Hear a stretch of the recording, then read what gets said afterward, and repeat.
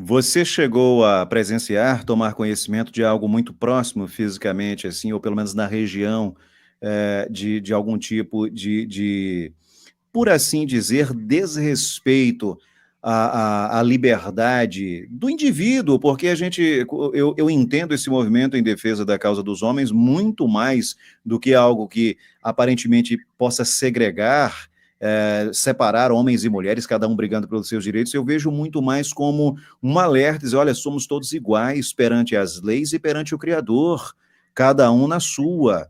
Então, vamos parar com essa de criminalizar qualquer coisa que faça referência ao sexo masculino ou à questão de ser hétero.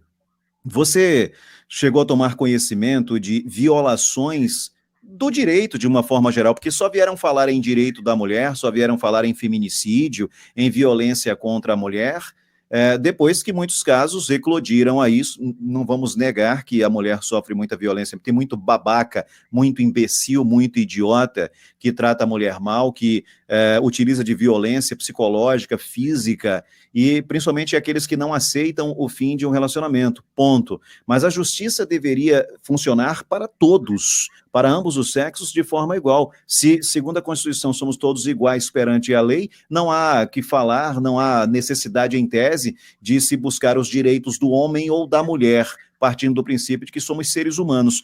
Mas você chegou, repetindo a pergunta, porque eu precisei contextualizar, lhe peço desculpas por estar sendo prolixo, mas você chegou a presenciar ou chegou para você informações aí na região de desrespeito aos direitos do indivíduo e isso talvez tenha mexido com o seu emocional a ponto de você ingressar nessa causa? Olha, isso acontece até com um certo tipo de frequência. Por exemplo, quando as pessoas recebem, desculpa, quando recebe uma falsa acusação, por exemplo, já vi pessoas perto de mim sofrendo uma falsa denúncia de agressão. O homem não teve direito, né? Meu vizinho, no caso, não teve o direito de ser tratado com respeito até poder verificar a situação. Já chegou apanhando, já foi levado como um animal para a delegacia, para depois descobrir que, ah, não, não era bem uma agressão, sabe? Ele foi tratado como um animal. Kathleen, você acha que é muito aquela coisa de, claro, são casos e casos, indivíduos são únicos, as pessoas pensam e agem de forma diferente e têm mau caráter de todos os jeitos em todos os lugares.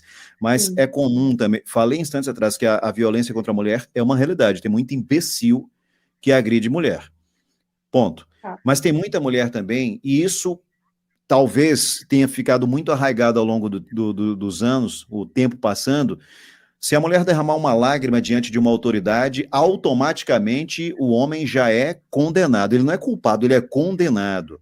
Então, se uma mulher, por ciúmes, por mau caratismo, por um somatório de circunstâncias, ela faz uma denúncia por raiva do companheiro ou ex-companheiro, vale sempre, infelizmente, na prática, aquilo que ela relata. Ela pode tê-lo agredido, mas quando a autoridade chega, o cara já entra no chamado sapeca iaiá, mais lá na frente, daqui que possa ser descoberto que sapo não é jacaré, o cara já apanhou, já foi preso, já está indiciado, uma série de circunstâncias. Você acha que é muito por isso também que, ou seja, a capacidade, a facilidade que a mulher tem de dissimular quando ela quer?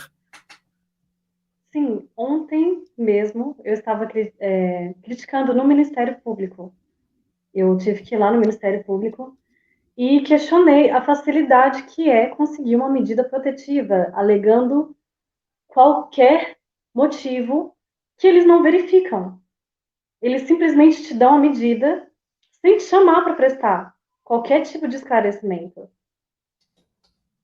Ontem mesmo eu estava lá criticando. Quantos homens podem ser injustiçados, podem perder o trabalho no Uber, por exemplo, só de ter uma medida protetiva no nome dele? É um absurdo enorme, ainda mais com essa nova lei que foi aprovada. Que agora, antes já era ruim, antes já era por qualquer motivo, agora com essa nova lei de violência psicológica contra a mulher, se um chefe falar com um tom mais duro com uma mulher e ela começar a chorar e alegar que ele está impedindo ela de trabalhar, de desenvolver no serviço, ele vai simplesmente ser penalizado. Nós, mulheres, temos essa capacidade de fingir muito bem, de dissimular muito bem. Inclusive, já tive amigas, Marcone, que eu levei na porta de delegacia, porque me falou, começou a chorar no final da escola, que havia sido estuprada naquela manhã. Chorou, fez um drama enorme. Só que chegando na delegacia, tiveram a paciência de fazer o corpo de exame de delito antes de reagir. Só que a população não. A população expulsou o morador da rua, da casa, ele teve que fugir para preservar a vida dele. Um mês depois, descobriram que era falso. Só que até hoje ele não pode voltar para a casa dele, por exemplo. Recentemente, há alguns anos atrás, o Brasil viu uma cena como essa. Primeiro, o ex-marido de uma ex-paquita foi execrado publicamente, né, ou execrado pela opinião pública, porque ela apareceu com várias marcas no braço e depois que ele, inclusive, foi obrigado a sair do imóvel dele, enfrentou ações na justiça, e aí muito tempo depois desse linchamento público, se descobriu que as marcas em questão foram feitas por ela própria. Inclusive teve um vídeo onde ele aparece de surpresa na casa, porque ele tinha a chave, e ela estava com outro homem dentro da casa, e esse homem aparece tentando fugir, e ele mostra nas câmeras, olha lá, fugindo, ela estava com outro homem, ou seja, ele foi obrigado a sair da casa dele, abandonar a família, porque ela alegava, e isso veio a público para todo o Brasil, na TV aberta, internet, enfim, onde ele aparecia como agressor. O Brasil tem certas peculiaridades. Quantos processos existem por aí, por exemplo, de pessoas que foram vítimas de golpes, seguro de vida, enfim, que estão lutando para provar que estão vivos. Tem outros casos, por exemplo, de um caminhoneiro que até hoje luta na justiça para provar que não recebeu as multas em questão, porque o próprio objeto de acusação das multas eles são anteriores à fabricação do veículo, ou seja, o Brasil tem essa morosidade na justiça, quando não é interessante, é alguma completa irresponsabilidade, as desculpas são muitas, porque a demanda é grande, porque não há servidores, não há estrutura, e isso não é verdade. Então, muitos desses homens, esse caso que você relata, o cara pena a vida inteira para provar que é inocente, e veja o contraditório, porque o ônus da prova cabe a quem acusa. Ou seja, a vítima muitas vezes não agrediu, não fez nada, às vezes ela foi, ao contrário, foi agredida, quer dizer, o acusado é que é a vítima, mas a mulher dá uma choradinha e a maioria das autoridades vão pelo relato da mulher que soube dissimular e o cara vai ter um prejuízo para a sua imagem, para a sua vida, que ninguém vai pagar, não há nenhum tipo de ressarcimento nesse lado.